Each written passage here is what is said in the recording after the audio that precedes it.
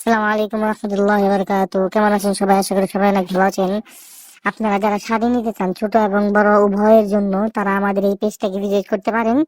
আপনারা যারা নিবেন তারা এই নাম্বারে হোয়াটসঅ্যাপ অথবা ইমো নাম্বারে আমাদের সাথে যোগাযোগ করতে পারেন।